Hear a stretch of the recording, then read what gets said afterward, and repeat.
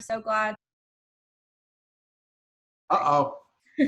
We're so glad we're all still able to come together for Making Access Happen.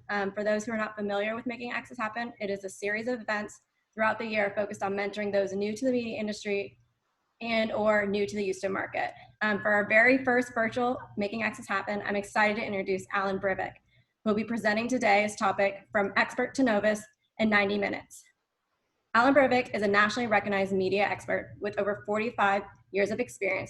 He has handled the full range of media assignments from such national accounts as JCPenney, Pepsi, Continental Airlines, the US Army, down to local pro bono and everything in between. Alan's creativity in media has been recognized by several awards, including Media Week National Award for Best Radio Plan, Media Magazine, Creative Media Award National Finalist for Television, as well as numerous gold Addies from the Houston Advertising Federation. In 2006, he was honored by the local AWRT chapter for his lifetime achievements within the advertising industry. It took a little longer for the American Advertising Federation to honor his career with this 2019 Silver Medal Award. Alan has been extremely active in volunteering his time to enhance the media industry. He is the author of the American Association of Advertising Agencies Handbook, What Every Account Executive Should Know About Media, as well as several articles in such national publications as Media and Marketing Decisions, Inside Print, TV and Radio Age, and SRDS reports. Alan is also an active speaker at universities and industry functions. Alan has served on the advisory boards of the Traffic Audit Bureau and AWRT.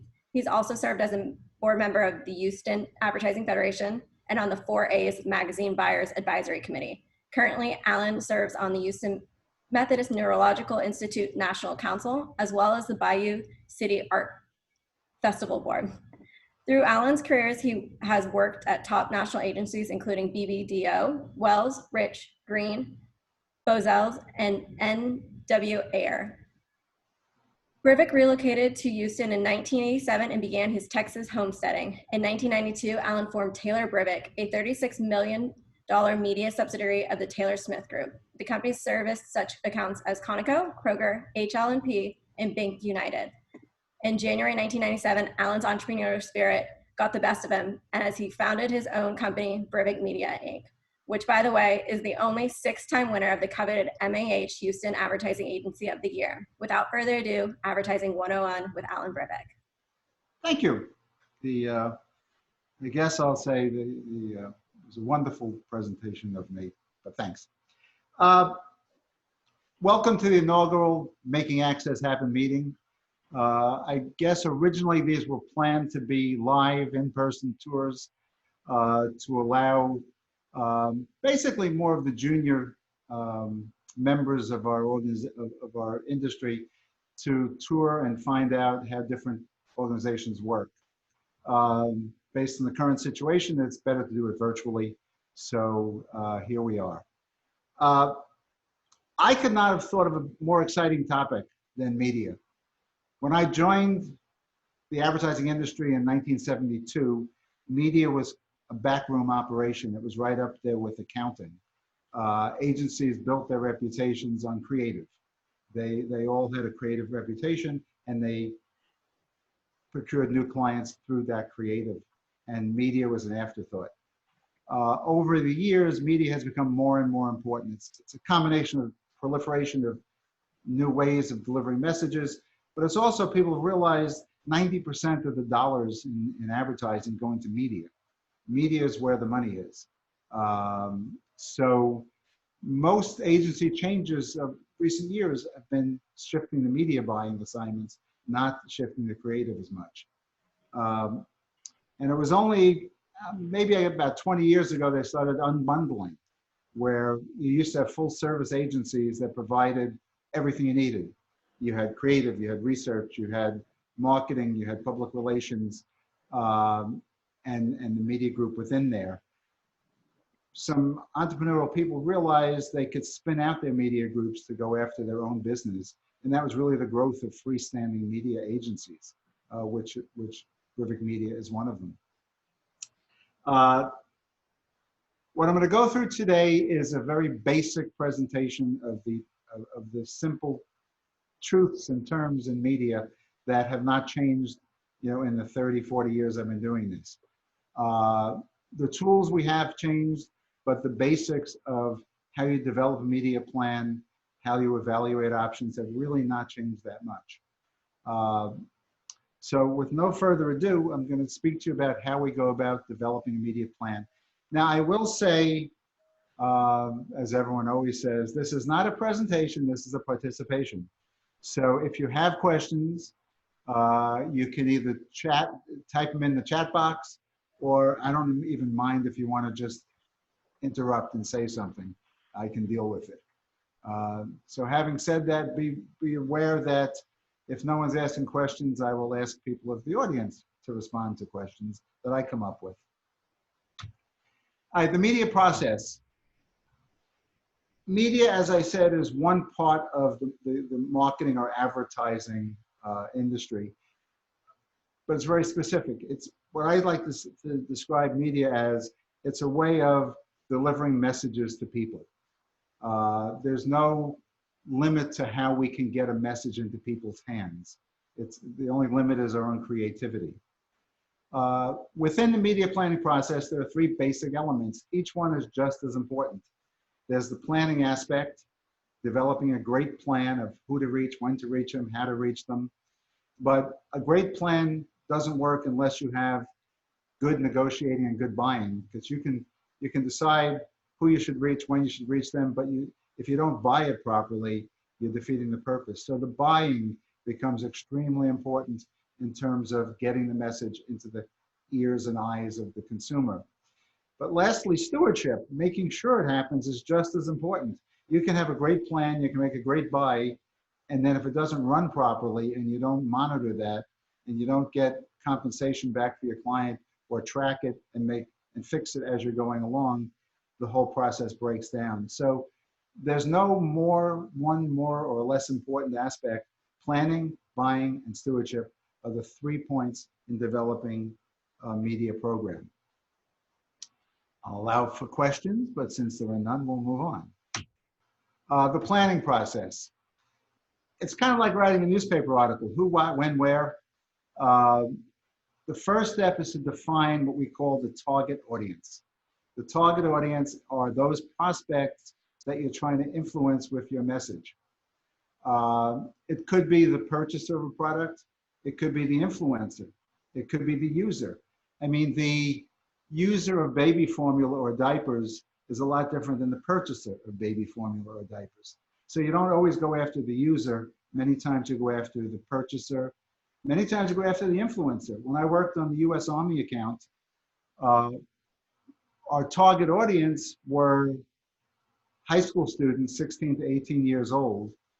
But it was very important that we advertise to the influencers, to the parents, to the clergy, to their teachers who would give them advice. So again, when defining your target audience, it could be the user, it could be the purchaser, it could be the influencer. Know who's most important. And that you work out in discussions with your clients. All right, in terms of the who we can define in many, many different ways. But typically a target audience is something like women 25 to 54 living in A counties, or upscale males 35 to 54. That's a typical definition that we would use for buying. But when you're defining your target audience, you need to get an understanding of their age. I mean, let's go back one step here. If you ask your client, who should I advertise to? They say, everybody, anybody can use my product. We should reach everybody. Well, the point is you can't afford to reach everybody, and you can't afford to reach everybody effectively. So you need to focus on those prospects that are most likely to be receptive to your message and take action. You can define them in many different ways, by age, by gender, by income, by education, etc.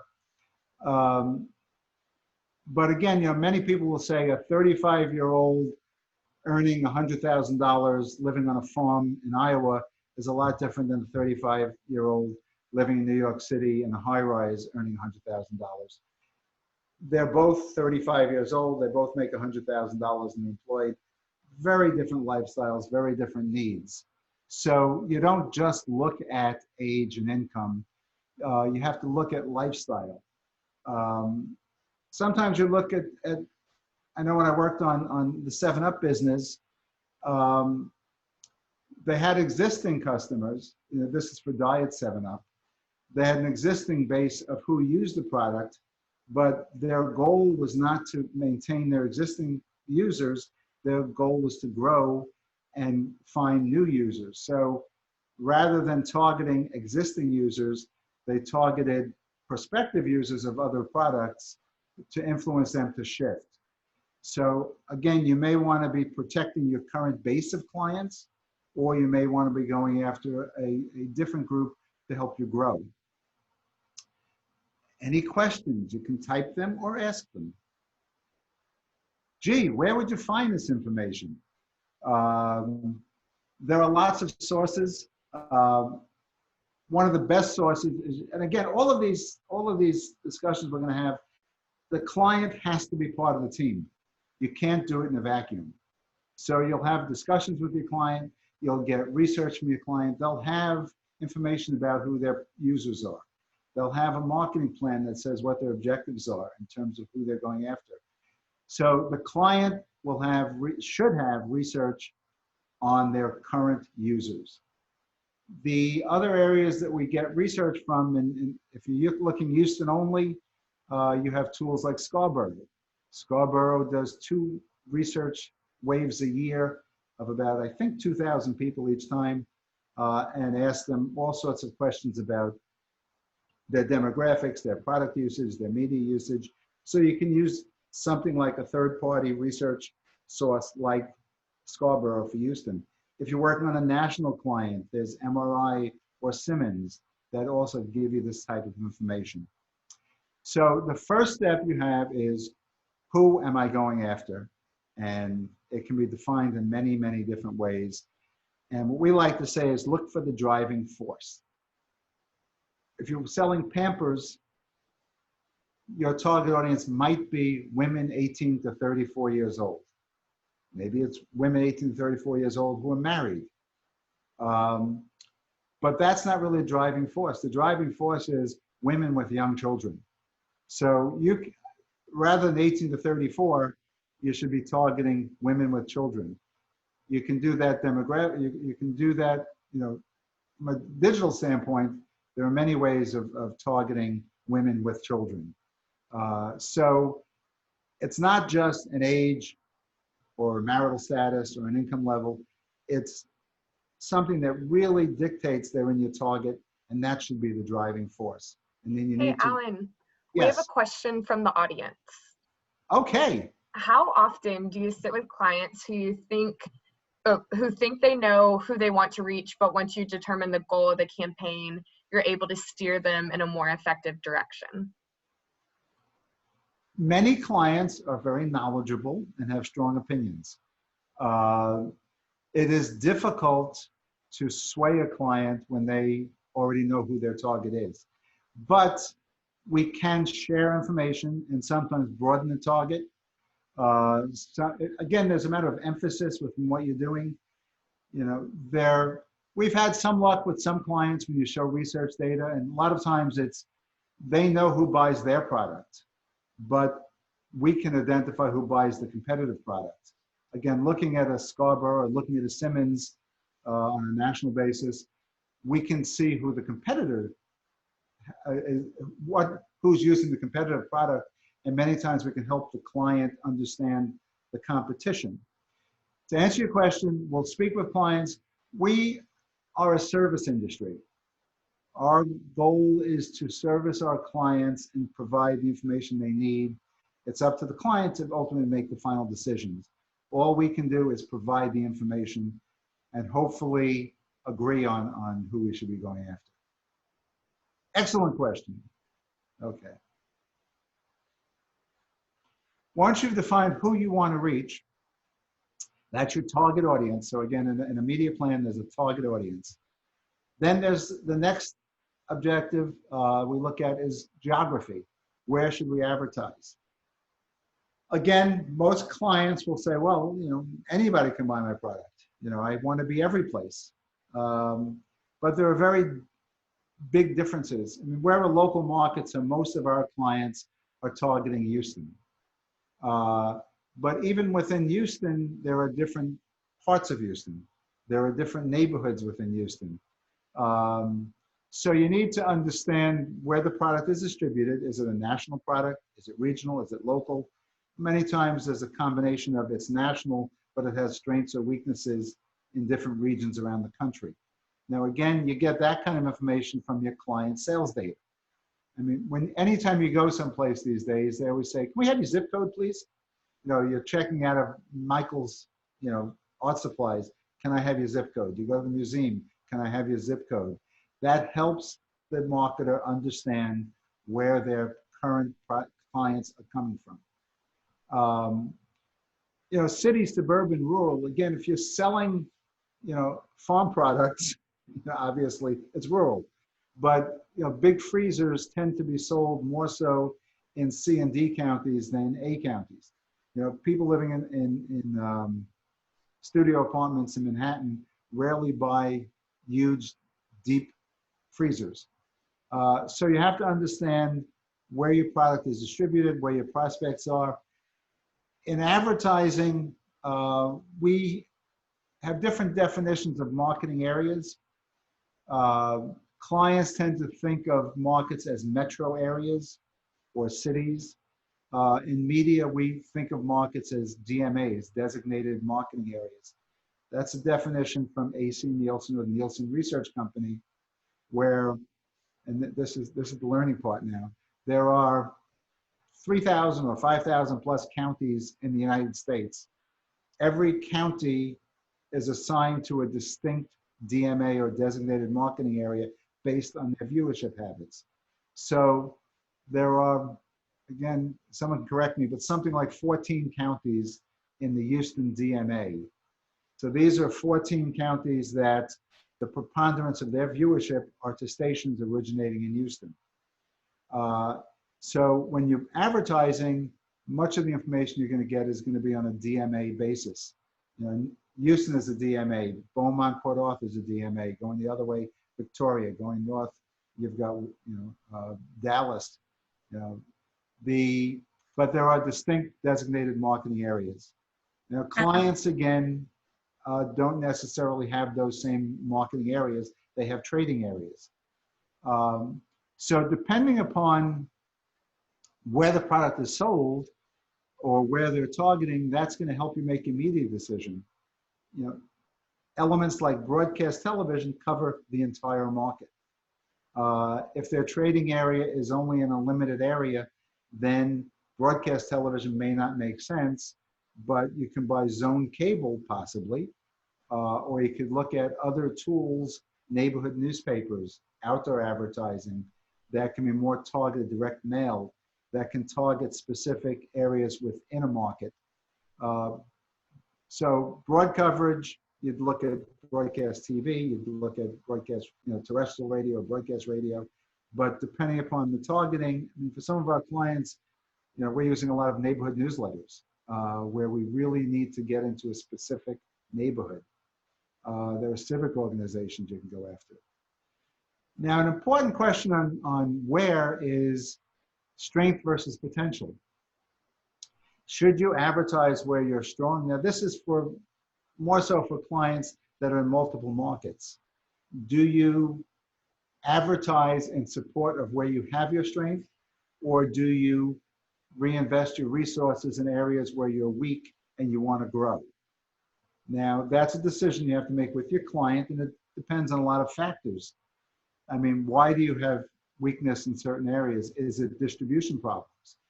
If your product isn't on the shelves, all the advertising in the world isn't going to help move the product if it's a distribution problem, if it's a pricing problem, if it's a taste problem, and people in the South like more spice than people in the Northeast who like their food more bland. If you have a spicy food and it doesn't sell well in Boston, then you can advertise all you want, but what you really need to do is change the formula and get rid of some spices. Alan, we have a question. Yep. It kind of goes along with resources. Going back to deciding between advertising with current customers or existing customer or new acquisition. So how do you make the decision between investing in advertising to existing customers, so the installed base, versus acquiring of new prospects when you have limited resources? It depends. Everything I'm going to say, by the way, is going to start off with, it depends. Okay. If you're really strong, if you're not that vulnerable, if you have a dominant market share, if you have dominant distribution, you can afford to underspend in that market. If you have a 75 market share, you have, unlimited distribution, adequate distribution, very high brand awareness, you should, and that market, let's say, accounts for 20% of your sales. Maybe you only spend 10% of your dollars because you're strong in every other area. In another area where it may be 30% of the population, but only 10% of your sales, if you look at that, you'll say 30% of my population, 10% of my sales. Boy, there's a lot of potential there. If all the other marketing elements are in place, if the only issue is awareness, then advertising can help, and you should invest in that market. If there are other issues preventing it, when I worked on Drake's Cakes is kind of like Hostess Cakes. Drake's Cakes' strongest products were their chocolate covered products, Yodels and Ring Dings. These were chocolate enrobed snack cakes that kids took to lunch with them in school. We did great in New York. We did great in Philadelphia, and we bombed in Florida. And all the advertising world didn't help till we realized that by the time the kid opened his lunch pail, it had melted. And you could advertise all you want, but if there's a product deficiency, advertising won't help. What we did there was change the product mix to pound cake and crumb cakes and cupcakes that were not chocolate enrobed, so the kid could have a snack that didn't melt. Again, it's a question of why you're strong, why you're weak, if advertising can make a difference, and if you have enough strength, you can afford to underspend and invest where you do have strength. Any more questions? We have to fill an hour and a half, guys, and I only have 2 more slides, so let's ask some questions. All right. So target audience, geography, those are 2 basic elements before you can develop a plan. When should you advertise? Okay, client, when do you want to advertise? All the time. Anybody can buy my product all the time. That's true, but very few clients can afford to advertise 52 weeks a year, 365 days a year at adequate levels of advertising. So you have to pick and choose when to advertise. Is your product available year round, or does it have seasonal strengths and weaknesses? I mean, obviously suntan lotion has a seasonal strength. So you have to look at, not putting your resources where they're not going to work for you. Don't advertise in the winter, but there's something called lead lag. If people are going to use sunscreen in the summer, start advertising in the spring to predispose them when they start making their purchase decisions around Memorial Day weekend. So not everybody can be year round. Everybody tends to be either seasonal but even within that, there are days of the week. You can advertise 7 days a week if you like, but consumers take certain actions certain days of the week. More cars get sold on weekends. More activities occur on weekends. So should you advertise, if you're selling movies or attractions, maybe you don't advertise Monday and Tuesday. Maybe you take your resources and concentrate them Wednesday through Friday, where you can have more bang at a time when people are making decisions for the weekend. So seasonality, or when, is not just which months. It could be which days of the week, which times of the day even. When I worked on Folgers Coffee, we wanted to own the mornings. So we had the morning shows, we had at that time the morning newspapers, we had morning drive time radio. That's when people are thinking about coffee. So seasonality or timing and when can be more than just, again, what weeks, what times a year. But competitive activity, let's say you're a small spender and you really can't compete with the big guys. You know, they outshout you. So maybe you look at a contra-seasonal objective where you say, they all advertise during the warm weather. I can't compete with them. So I'm going to advertise on the fringes where my share of voice can be larger. And I mean, if you take again something like household electricity, usage goes up in the summer for sure, but it's used 52 weeks a year. It's used every day, actually. So if you really can't compete with the TXUs and you can't compete with the Reliance, maybe you look at December, Jan, Feb as a time when your voice can be larger and there are still people using the product and still making switches in terms of providers. Seasonal media costs. In the world of television and radio, there's supply and demand. The cost of advertising goes up or down based on what the demand is. Traditionally, first quarter is very light. First quarter is a time of year when a lot of marketers don't have their budgets approved yet. First quarter is a time of year when people are returning their holiday gifts and not making new purchases necessarily. So first quarter tends to be, January especially, tends to be a very light month for advertising. If you have a client that doesn't have any seasonality, and I'll give an example, the Starving Artist Group. If you've seen them, sofa-sized paintings, no more than $10 a piece, you know, that kind of stuff. They could sell their product anytime they want. So what they do is sell it in January because hotels are light so they can get meeting rooms at good prices. Advertising is soft so they can buy more advertising for less dollars. They create their own seasonality. So they advertise when they want because they can get the most bang for their buck by doing it that way. The when could be geographical difference variances. People buy more gasoline when they drive more. All year long, you have your traditional drive to and from work, but in the summer or warm weather months, you take more family driving trips. Gasoline consumption goes up before the holidays and during the summer. So if you're a provider of gasoline, retail gasoline, you might have a different seasonality pattern south of the Mason-Dixon and north of the Mason-Dixon.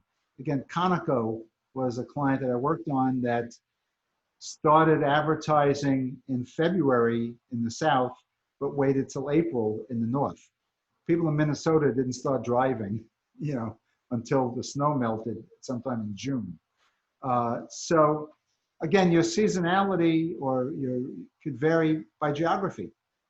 And again, lead and lag, depending upon the product, a pack of chewing gum is an impulse item. You can advertise now and they can buy it in 5 minutes. A trip to Australia, people think about it, people plan it. You have to reach them months ahead of time. So if people take vacations in the summer, if you're talking about a drive to Dallas, you can get away with advertising that 2 weeks ahead of time. People can decide on 2 weeks' notice, gee, let's go to Dallas next week or the week after. But people going to Europe, people going to Asia, people going to Australia, they need months to make those decisions. So they should be advertising Jan, Feb for summer vacations, where driving trips can advertise a few weeks out. That should have raised some really good questions. We do. We have two Oh, questions. great. Okay. So first question from the audience. What data sources do media buyers use to determine the best time of year or month or week or day for their clients to advertise? The sources we use, the first source we look at is data from the client. The client can give us sales data of when their product is sold or product is used. They can also give us data by day, by time of day. When I worked on Time Warner Cable, they told us we don't need any more people calling us on Monday. We can't handle the phone calls on Monday. Direct response advertisers or people that get calls are inundated on Mondays. People spend all weekend thinking about it, thinking they have to wait till Monday, and then Monday morning all the calls come in. So for products like that, we try to avoid advertising Sunday, weekends and Monday, because they had all the call volume they needed. What they needed were more calls later in the week. But the question was, where do we get this data to help us decide? The client tells us when they sell their product. Seasonal data, we can get competitive spending. So we can work with a couple of different sources. There are things like Kantar or Media Monitors, which are third-party sources that tell us when people advertise and how much they're spending. So we can look at competitive spending and get an idea of when the competitors spend their money, and then look at how much they're spending and when they're spending it to decide whether we want to go head-to-head with them or whether we want to be contra-seasonal with them. In terms of, there's also nothing wrong with speaking with sales reps. If you're an advertising agency person and you're a media buyer, a great resource are people that work at TV stations. They are in constant contact with the industries we care about. And they, without giving away trade secrets, can tell us what's going on industry-wide. So don't neglect or don't forget to keep in contact with your sales reps. They can be a wonderful resource in terms of that. Look at the question again. Did I answer the question or did I avoid it like a politician? The question was, what data sources do media buyers use to determine best timing for clients to advertise? Okay, so that is competitive resources like Kantar or Media Monitors to see when the competitors spend, and clients' own sales data to tell us when they advertise, and then blend that in with media costs. You don't want to advertise. Like, for instance, this is a political year. We're trying to avoid the weeks leading up to the election, because if we don't have to be there, we don't want to be there. There's going to be a lot of competitiveness in the advertising that's eating up inventory and keeping prices, I'm going to say, artificially high because of lowest unit pricing. Stations have to offer every politician, I believe this is true, the lowest price any other politician bought advertising for. So or the lowest price anybody bought advertising for. So if they're selling advertising at $1,000 a spot and we buy a spot at $900, they now have to return $100 to every politician for every spot they bought. So don't advertise when it's either tight or expensive if you don't have to. But we're all the smart marketers are on November 4th are pumping their money back in there again. So. Well, we have two questions on this side over here, and actually one of them was specific to the election year. How does the political environment and abundance of political ads impact your planning, which you kind of just went over? Is there anything else you wanted to add to that? Yeah, no, just, traditionally Texas has not been a heavy spending state for national politics. We have been a red state. So, the Republicans didn't feel they had to spend a lot of money to win the state, and the Democrats felt it was a losing proposition, don't spend money here. So, but this year, it's going to be very, very competitive. So I expect Texas to be tighter than usual for political year. And then the next question is, how do you use OTT or connected TV? Is this a localized target option for your clients? I'm going to answer it in two ways. There are other people here that know a lot more than I do, but having said that, OTT or any of the connected TV claims they can target by geography. So it is a way to target your advertising a more geographic scale than just buying broadcast. What was the question again? Is that the question? How do you use OTT or connected TV? And then is this something you use locally for your clients? The answer is that we love it, first of all. What we love about it is people take an action to watch it, and many forms of OTT, if not all, are non-skippable. There's no denying the fact that many people time shift their viewership. People record programs and they watch them at a later date. There can be a discussion about what percentage of that viewership is time shifted. There can be a discussion about how many people watch the commercials when they time shift.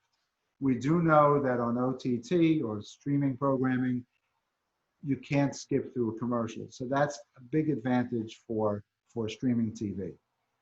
It doesn't have the reach potential of broadcast TV.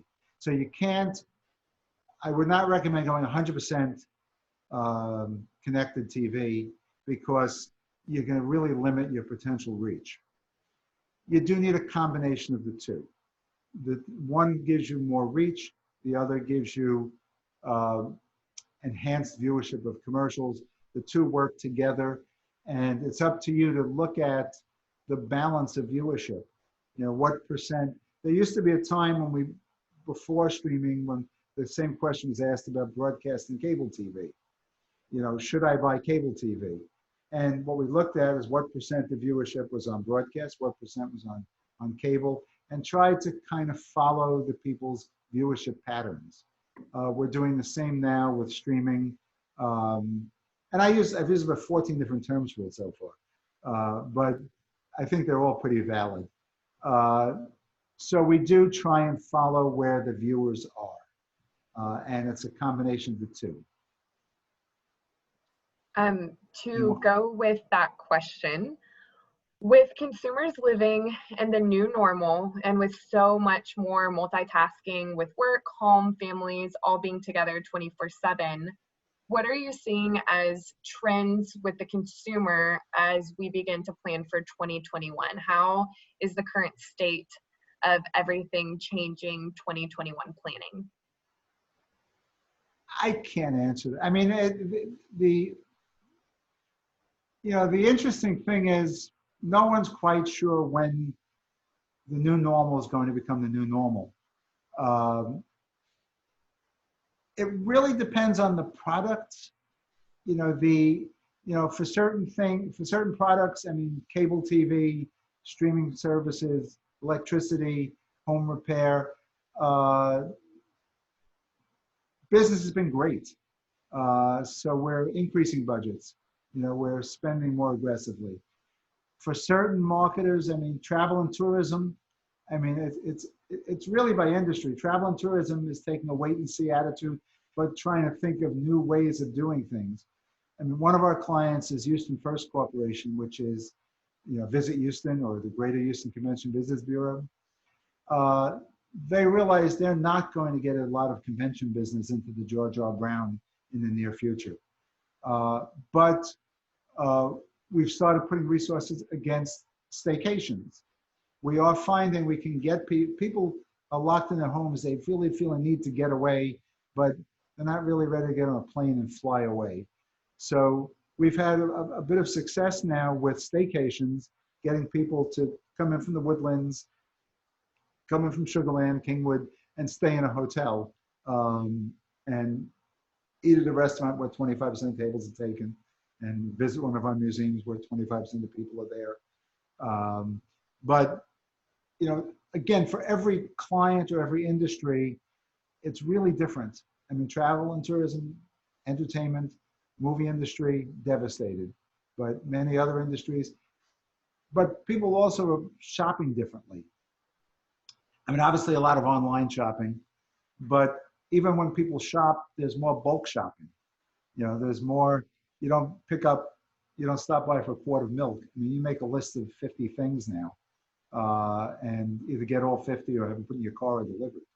So I would say there's no pat answer to what's going to be different, but it's going to depend on the client and the industry they're in. All right, we have another question. How is the recent scrutiny of social media platforms, including Facebook and Instagram and several others, several big players pulling out of advertising on these platforms have helped other companies buy slots easier? Again, I'm going to defer to other people because I'm a dinosaur, but a lot of people pulled back. I don't see, and I'll let Amanda correct me if I'm wrong, the inventory was there before for us to buy. The inventory is still there, and I haven't seen a big price drop. I haven't seen Facebook say, you know what, we're dropping our CPM by 25% because we're soft. I mean, a lot of major advertisers have pulled off of them, but I've not seen, or on our side, we didn't have trouble buying the impressions before. So it's not like all of a sudden there's inventory that wasn't available. And I don't think they're lowering their CPMs. Anybody want to, I know there are people here that are in that business. Anybody want to comment on that? 10, 9, 8. Come on, I know there's some New York digital people on this now. All right. My God.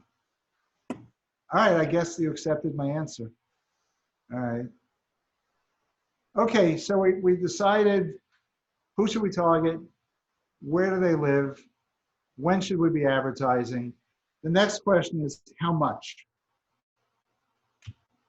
And how much is a function of what your budget is, what your brand share is. If you're a little guy, you need to outspend your market share. If you have a 2 share of the market, if your product accounts for 2% of all the sales, you can't survive on spending 2% of the marketing of the industry dollars. You need to overspend, even just because you don't have the brand awareness, you don't have the distribution. You need to overspend if you have low brand share. If you have loyalty, a lot of loyalty to a product, you can get away with underspending and have a lower communication level. There are certain things, when you're advertising, one of the questions you should ask your client is, what's your objective? And that should have been asked way early on. If the objective is to maintain positive brand awareness and build my brand name, that calls out for a lower level of continuous advertising over time to maintain a steady level of brand awareness.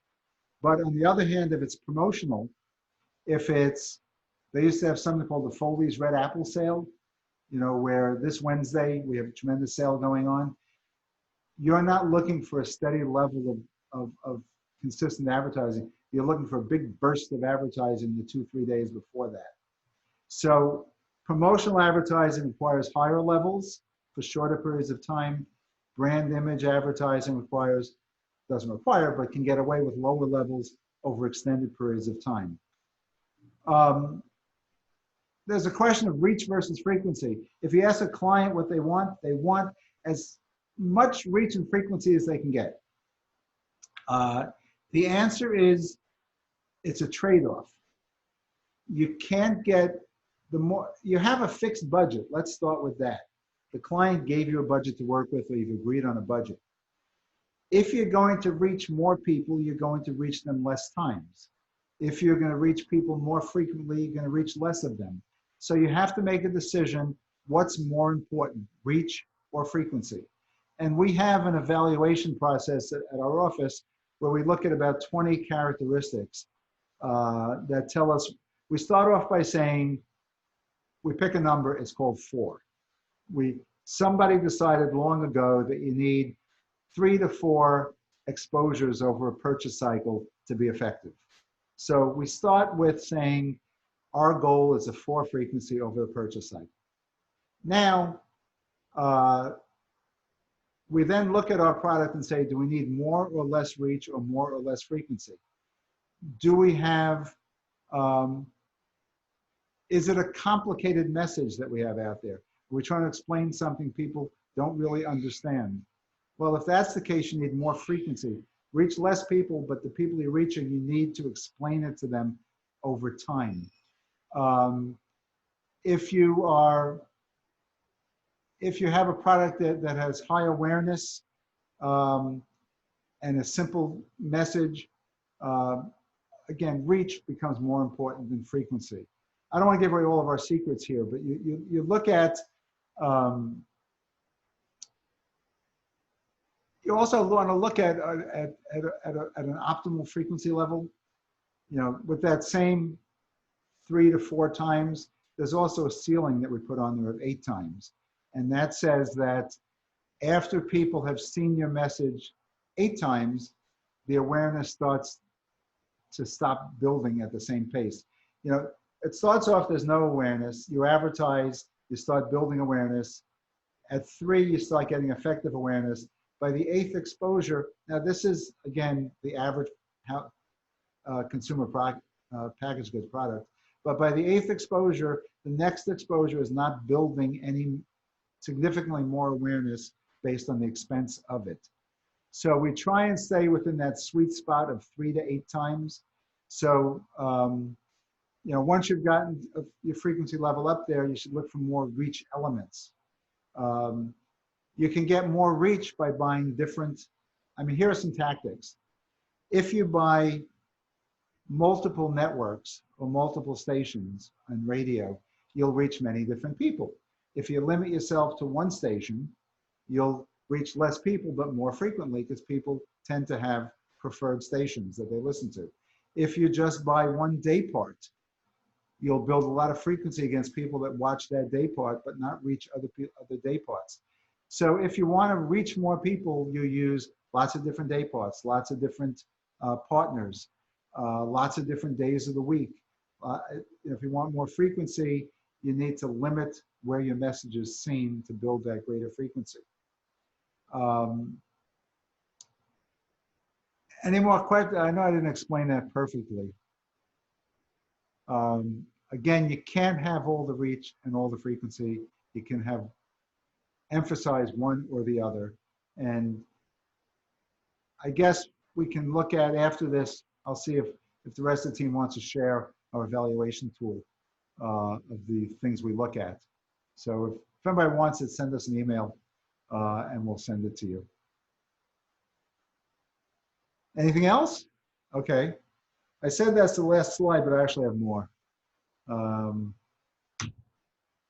Planning tactics. You've now defined who your target is. You know who they are. You've defined where they are and when you want to advertise. You have to match your needs to the media elements out there. What are the audience characteristics of those media elements? And I'll take a general characteristic. Newspapers skew old. Newspapers do very well against people 50 plus. So if your target audience is 18 to 34-year-olds, you probably shouldn't consider newspapers. But within that, you have to look at the audience characteristics of, if you're looking for upper income, better educated, affluent people, you want to look for those media elements that deliver them best. Now, is that high-end print publications like Wall Street Journal and Forbes, or even within television, is it the Sunday morning thought leader programs? Even on digital, again, you can look for niches to reach those kind of people. But every media element out there has a composition of users. You want to match the composition of users of that media vehicle to your target audience. Now, costs, sometimes costs, we look at costs two ways. At the absolute cost, boy, that's a lot of money. But we also look at the relative cost.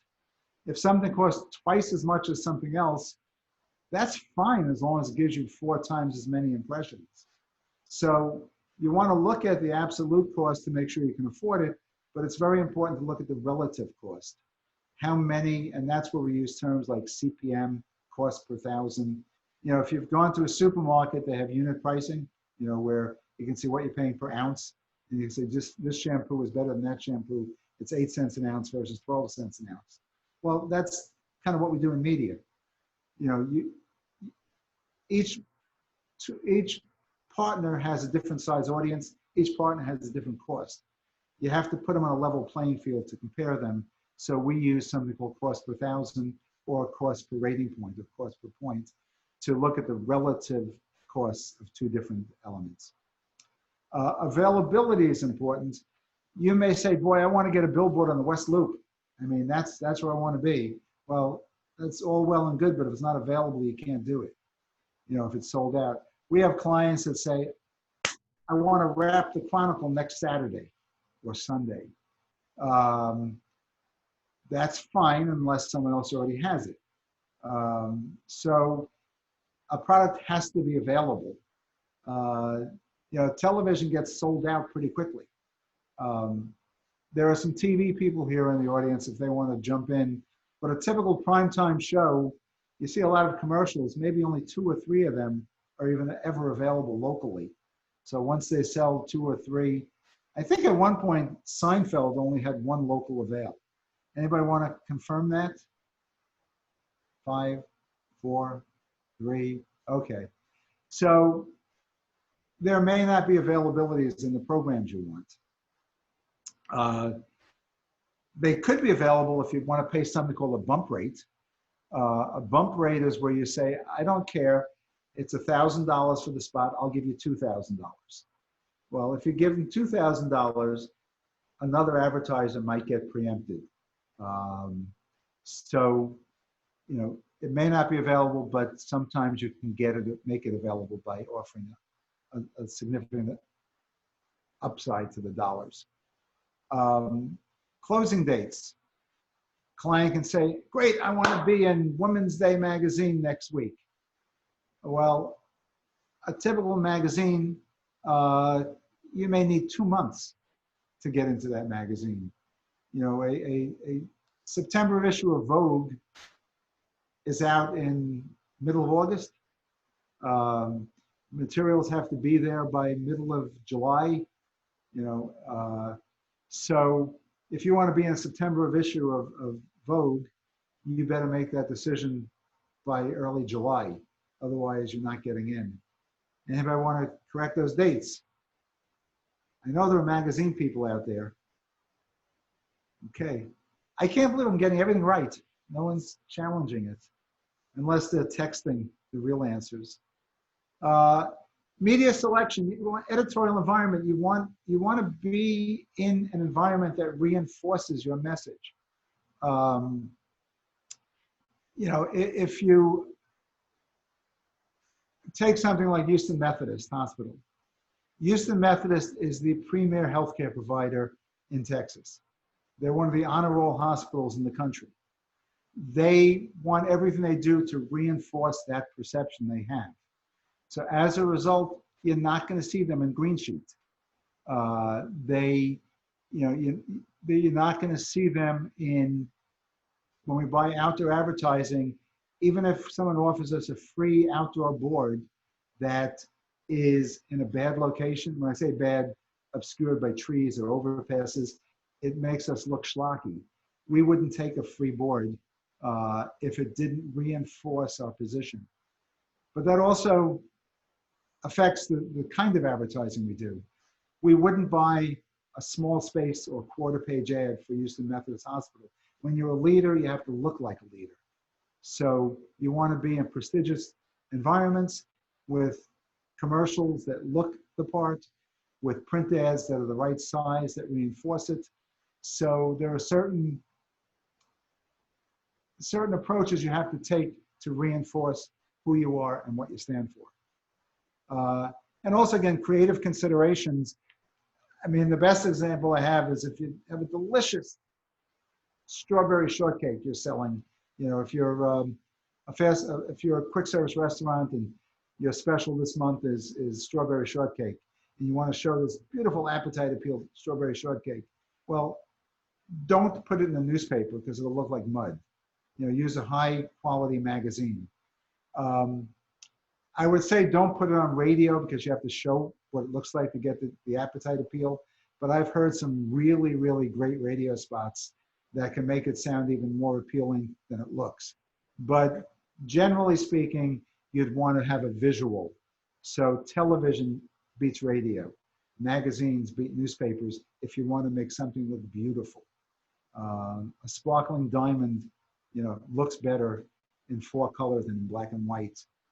So think of the creative considerations when you're placing an ad. Questions, comments, thoughts, additions? Okay. Scheduling. When should you advertise? And again, that same client said, all the time. All the time is, it's okay if you have a couple $2 billion.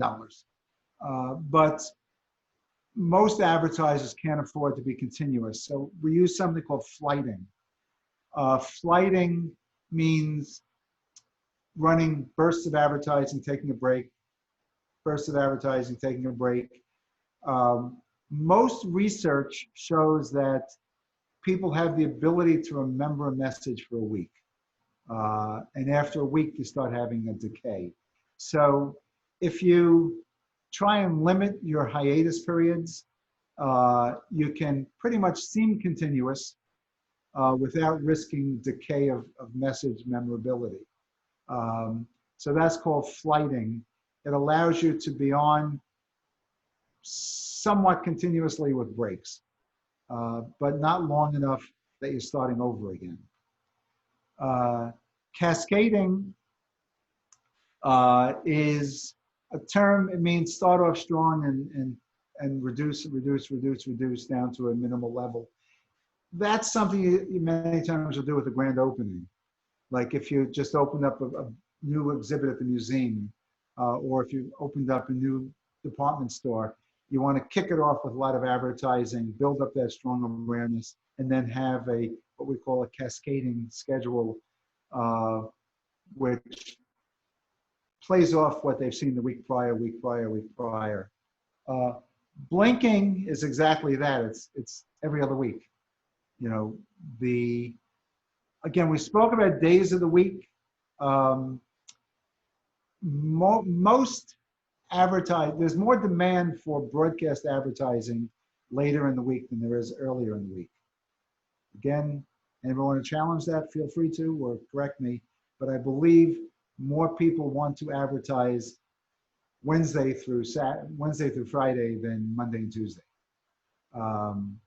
As a result, if you're a great negotiator, maybe you can negotiate a better price by limiting. If you don't have a special day of the week that's important to you, either try and negotiate better pricing, better ad positioning, or just better relationship with your sales rep, because it makes it easier for them if they can keep their late week inventory for clients that demand it.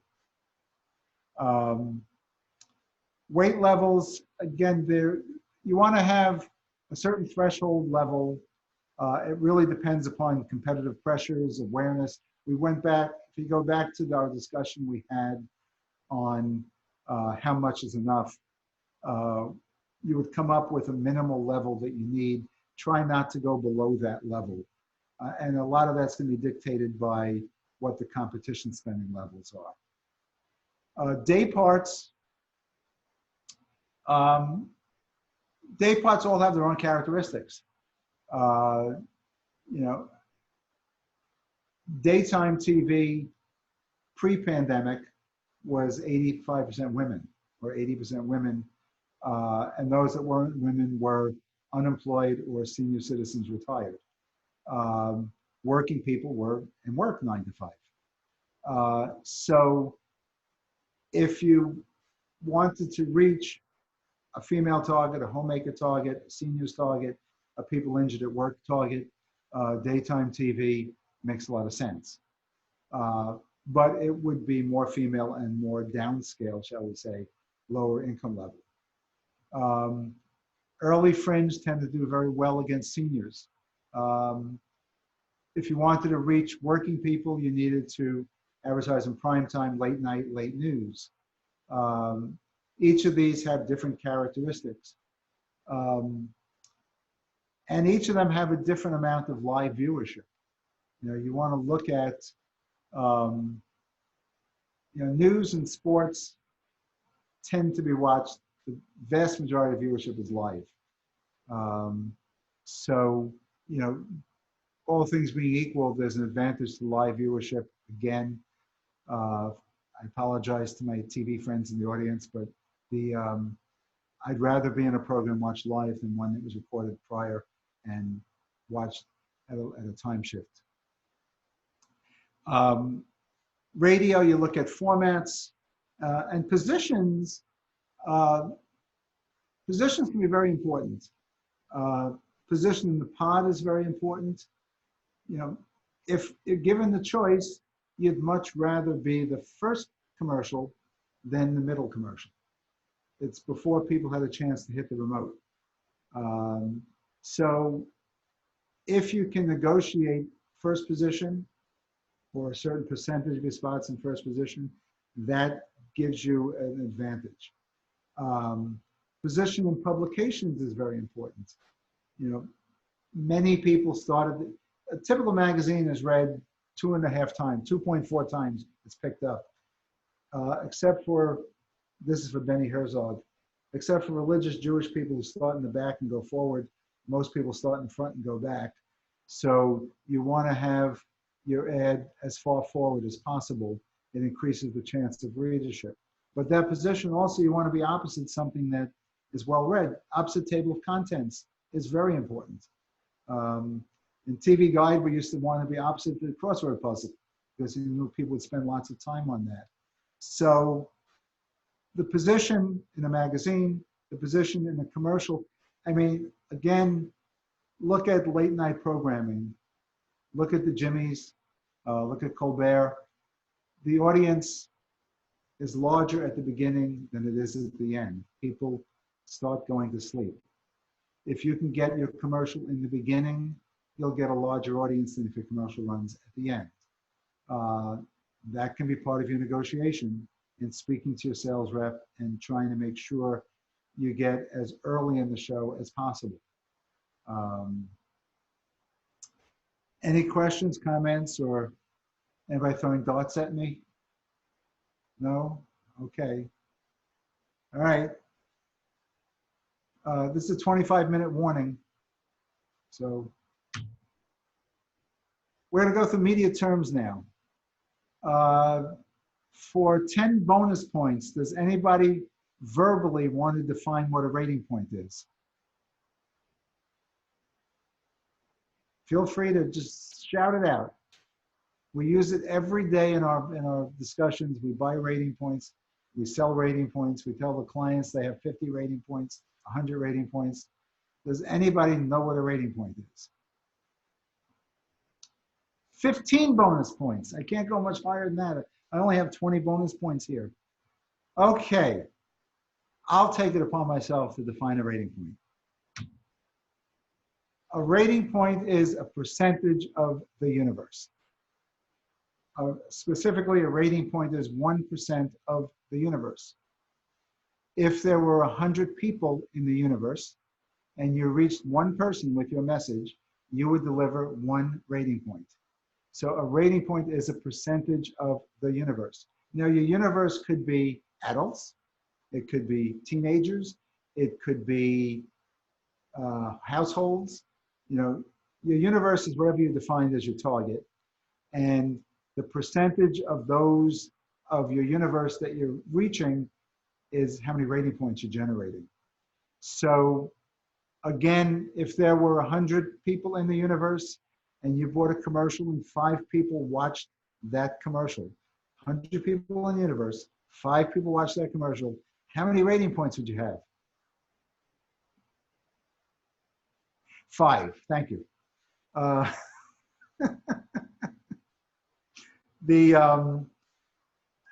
You know, it's interesting, we're moving away from rating points.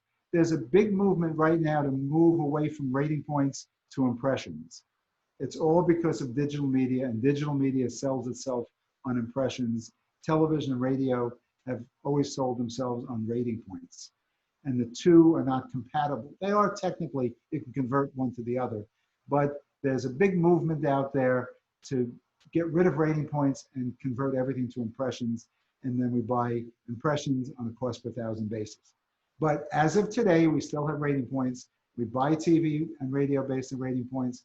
We do a post-analysis based on rating points. We ask for compensation based on rating points. So we should all know what a rating point is, and it's simply a percentage of the universe. Every media element that we buy has rating points. Big Bang Theory, you can tell how long ago I did this presentation. We're back in this town of Anytown, USA. 1,000 people live in Anytown, USA. So that's the universe, 1,000 people. If 56 of those people watched Big Bang Theory, that means 5.6% of the population watched Big Bang Theory. You delivered 5.6 rating points. Clear? Now, radio, if there was a station that had 14 listeners and you bought a spot, you got 1.4 rating points. The daily newspaper, if 220 people read it, you generated 22 rating points with that ad. And again, these are the number of people that had the potential to see the ad or hear the ad. But even a grocery cart has rating points. You know, that little billboard on the shopping cart, if 46 people see that shopping cart, then 4.6% of your target audience or universe saw it, so you generated 4.6 rating points. So now you can all use rating points and know what they mean. That is a rating point. Now, I'll go to the next example. In Houston, if our target audience were adults 25 to 54, and there were 2,000,007 of them, if they represented about 50% of the population, and there were 2,000,007 of them, if I reached 27,000 of them, I got 1 rating point. If I reached 54,000 of them, I got 2 rating points. So again, I'll just keep pounding in what a rating point is. How could one show get 4 different sets of rating points? I don't know. Let's see. Sunday Night Football. Let's say 200. Let's say there were 2 million households in the market, and this is similar to Houston. There are 2 million households. If 210,000 of those households watched the football game, that means 10% of the households watched it. You got 10 rating points. So if you said to me on Monday morning, hey, what kind of rating did the football get last night? I'd say, it got a 10 rating. You'd say, but I thought it got a 6. I'd say, well, it got a 6 against adults. What do you mean? Well, there were 4,000,003 adults and only 259,000 of them. If you look at it, there are 210,000 households that watched it. On average, only a little over 1 person per household was watching it, 1 adult per household. That only represented 6% of all the adults. So here's a show that had a 10 rating against households, a 6 rating against adults, but men, it did a lot better. 8% of men watched it, but women, only 4% of women watched it. So when someone says, what kind of rating did the show have? Or what kind of rating did the radio program have? How did the Super Bowl do last night? You have to define against what target, because every one of these targets had a different number of rating points. Interestingly enough, if I had 8 rating points against men and 4 rating points against women, I don't have 12 rating points.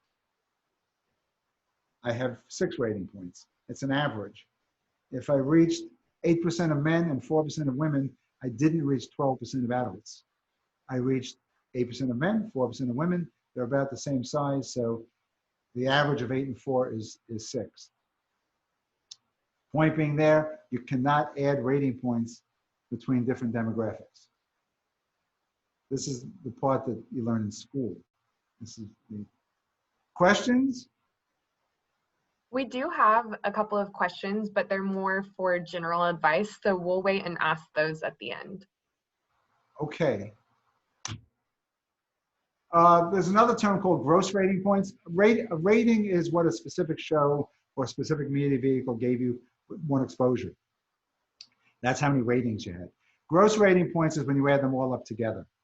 So if I had one TV show that had 4 rating points, another TV show had 4 rating points, another TV show had 4 rating points, I would have delivered 12 gross rating points. Some people call them grips, some people call them trips, same thing. Gross rating points are, and target rating points really mean the same thing. And it's just the addition of all your rating points. It does not take into account duplication, because if I reached 4 and 4 and 4, I didn't reach 12, somebody may have seen 2 of those. Again, here's just a glorified way of showing it. If I had 17 rating points, 10 rating points, 25 rating points, 9 rating points, in total, I had 61 rating points. I didn't reach 61% of the people. It's not my reach, it's my gross rating points, because there is duplication within there. Here's a test. I still have 20 bonus points to give out. If on the first example, on ABC, I bought a 2-rated commercial, and on CBS, I bought a 1.8 rated commercial against men 25 to 54. I can add those 2 together, and I have 3.8 men 25 to 54 rating points. Anybody want to answer the second one? If I have 2 men 25 to 54 rating points and 2 women 25 to 54 rating points, how many rating points do I have against adults 25 to 54? And I'll sit and wait. I won't even let you know if I'm frozen. Oh, come on, this is simple math, 2 and 2. 4. Okay, Rebecca, it's a valid point. 2 and 2 is 4. And when you were in school, your teacher told you 2 and 2 is 4. And now you have to tell your teacher she was wrong. And the reason is, if I reach 2% of men, and I reach 2, and by the way, your answer is what 99% of people say. They didn't have the nerve to say it. If I reach 2% of men, and I reach 2% of women, and I put them all together, I've now reached 2% of adults. Let's say there were 2 men, let's say there were 2 men in the room and 2 women in the room. There were 4 adults in the room. So I've reached 2% of one group, 2% of the other group. When I put the groups together, the universe doubles. So I'm sorry I did that to you, but someone had to do it. And every one of our clients does this wrong. We have so many times, and sometimes it gets even more confusing, where you could have men 25 to 54 and men 35 to 64. And you try and add those together, where there's some overlap and there isn't some overlap. The point being, if I had impressions, if I reached 2 men and I reached 2 women, how many adults did I reach? I reached 4 adults. It's because impressions can be added. If I reached 2 women and 2 men, I reached 4 adults.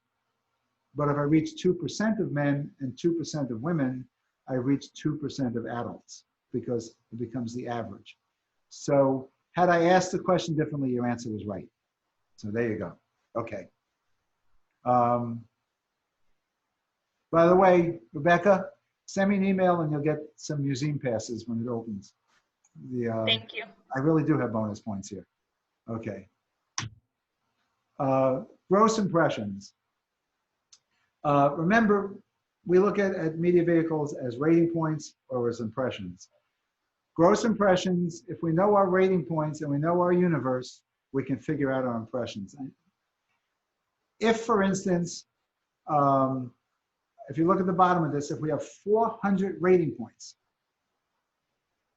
and we remember a rating point is a percentage of the universe. So 100 rating points would be 100% of the universe. 400 rating points would be 4 times the universe. So if my universe is 100,000 and I have 400 rating points, I'm reaching my universe 4 times, the equivalent of my universe 4 times, or 400,000 impressions. I'll say it again slowly.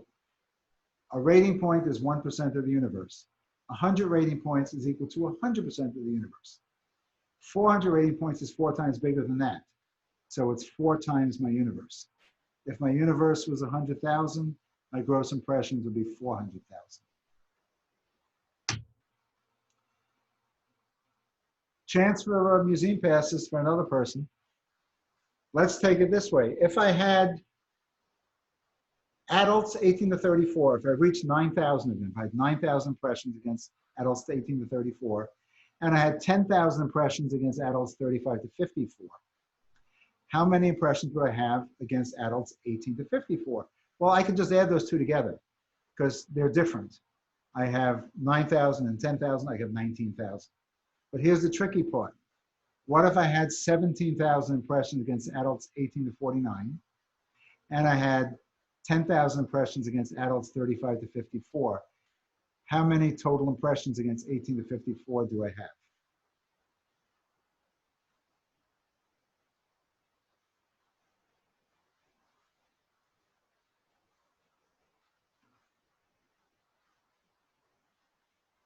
No, not frozen.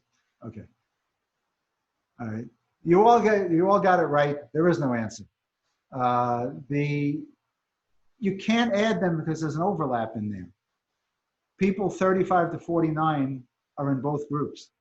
So if you added them together, 17 and 10, and got 27, you'd be double counting the people that are 35 to 49.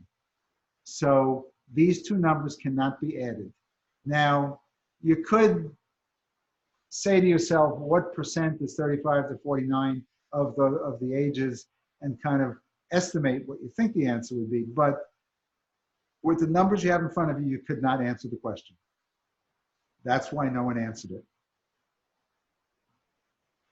All right. This is a copyrighted exhibit that I created. This shows you how reach and frequency work. In this town, we have 10 people, and we've identified them as 1 through 10. And then we bought commercials in 3 programs, Program A, Program B, and Program C. So prospect 1, 2, and 3 watched Program A. You got that? So of the 10 people, 3 of them watched it. So on the bottom, it says that I got a 30 rating, meaning 30%. Remember, rating is a percentage. 30% of the people watched it, so I got 30 rating points. Program B was watched by 4 different people, which is 40% of the people. So I got 40 rating points in Program B. Program C was watched by 3 people, again, 30%, or 30 rating points. If I add up on the bottom, 30 plus 40 plus 30, I get 100. So that means I had 100 rating points. But if you look at the far right, only 6 out of 10 people saw the commercial. So I reached 60% of the people. I bought 100 rating, I delivered 100 rating points. I did not reach 100% of the people. You can see visually here, I only reached 60% of the people. We'll jump ahead here and say 100 divided by 60. Anybody want to do that in their head? Nobody wants to try that? 100 divided by 60 is 1.666. So that means my average frequency was 1.666 or 1.7. I reached 60% of my target, and I reached them an average of 1.7 times. That's how you calculate reach and frequency. If you know how many rating points you had, in this case it was 100, and you know what your reach was, in this case it was 60, you divide your gross rating points by your reach, and you'll get your average frequency. And frequency is the average number of times the people that were exposed to your message saw the message. Remember before I said reach and frequency go hand in hand? You can't raise one without lowering the other. If we could buy 200 rating points, that's all we can afford to buy. If I reach 50% of my prospects and I bought 200 rating points, I would reach them an average of 4 times. Again, the number of rating points divided by the percentage that were reached gives you your average frequency. Now, let's say I had a message that needed more frequency. I could use different tactics, buy my 200 rating points, but buy it in such a way that I would reach less people, but reach them more frequently. In this case, those same 200 rating points could reach only 25% of people, but reach them 8 times. And you can see another example is 40 reach with a 5 frequency. Again, what you can do is you can afford 200 rating points. The question is, what's more important to you, reach or frequency?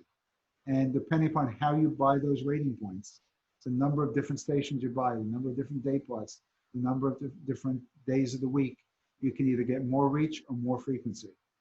But you can't increase both. It's a trade-off.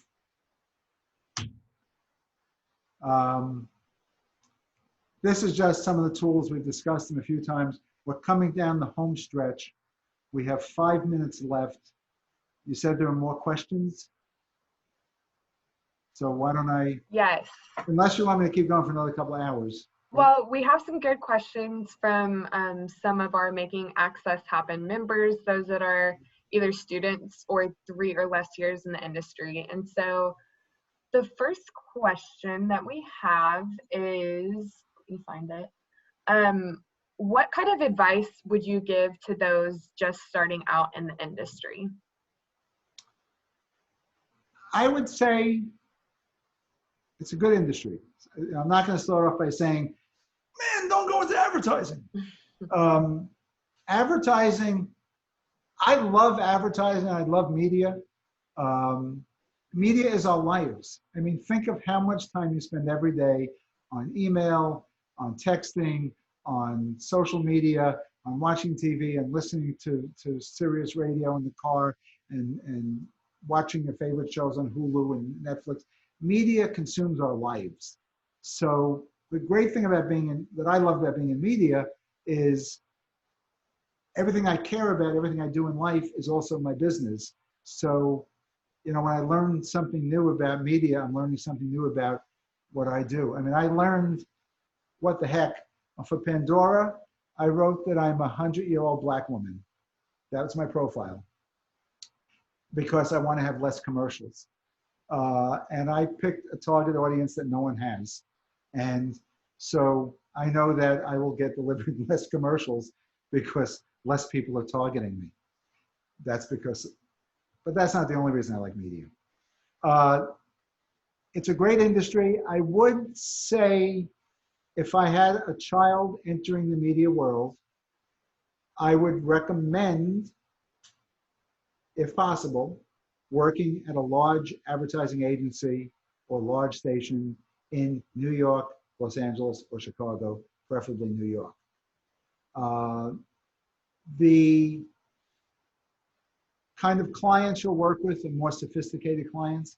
We have great clients here, we love our clients, but and the level of sophistication is not the same as you're going to get by the big national advertisers. So there's a greater opportunity to learn at a large agency working on large clients. And then as soon as you can, come back to Houston or another place where it's great to live and take all that great knowledge you've gained and use it on your clients here. But I would say advertising is still a great industry. It's a growing industry. Obviously, it's moving into the digital arena. So try and stay, you know, towards digital. But if you could have the opportunity to go to New York or maybe LA or even Chicago, a large agency, that would be the best place. You'll have to have 3 or 4 roommates, of course, and you'll have to go to rep lunches and bring home food to eat and not have a closet to hang your clothes in. But other than that, I would say try and work at a big agency in a big market, but then come back here because this is where you want to be. What advice do you have for new AEs as they reach out to agencies or new clients? Is there any tips or advice for them as they're trying to create new relationships, especially from an agency perspective? Yeah, I mean, definitely. I mean, we have some reps we love and we have some reps we hate.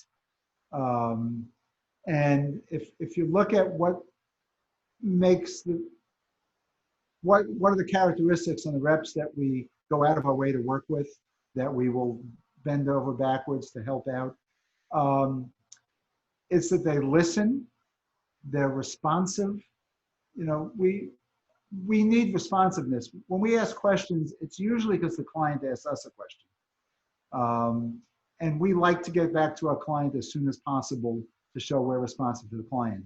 The longer a sales rep or an AE makes us wait for an answer, the more likely the client is going to remind us that we never gave them the answer they were looking for. So responsiveness is very important. I know that on the sales side, many times you're given tasks of here's a new product, here's a need. You know, I'm not going to say push it down their throat, but we encourage you to make sure that your agencies and buyers are well aware of it. So we know that you have to do that. But be responsive quickly, meet deadlines, be helpful. You know, there are times when we ask for things that are possible, that it shouldn't be why you can't do it. It should be, let me figure out a way to get it done. Those are, you know, again, it's a partnership. We will go out of our way also to move things to help you. We will, you know, if you tell us, I have an important client, not as important as you, but another important client that needs a spot, you know, can I move you from that place to another place? We'll help you out. You know, if you need it done, you know, we can help you. If you need, you know, us to package something in a certain way, we'll work with you if you work with us. So it's partnership, responsiveness, meeting deadlines.